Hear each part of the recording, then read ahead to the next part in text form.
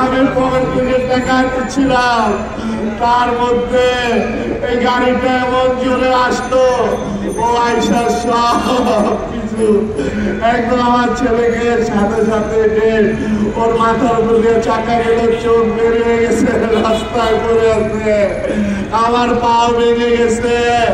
আমার স্ত্রীকে চেঁচিয়ে স্ত্রী নিয়ে অর্ধেক করে সে তারপরেও থামায় না।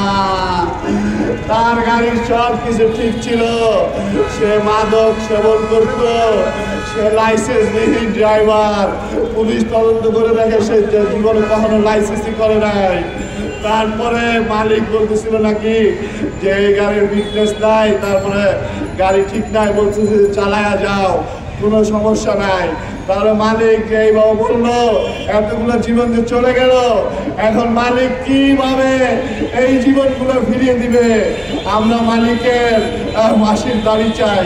এরকম খামখেয়ালি কিভাবে করে সে? এতগুলো জীবন সে কিভাবে তার এক খামখেয়ালির কথার কারণে চলে গেল?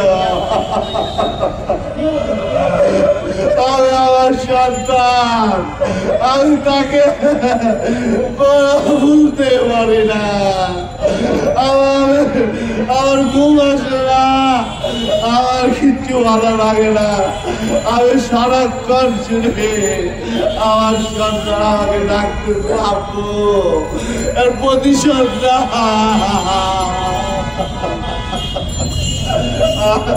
আমি সারা দুনিয়ার এই মানুষের কাছে, মিডিয়ার কাছে, সরকারের কাছে, সমস্ত মানুষের কাছে তার বিচার চাই।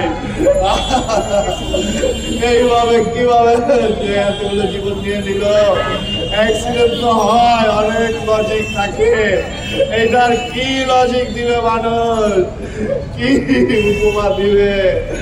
আমার কোনো কিছু আসছে না।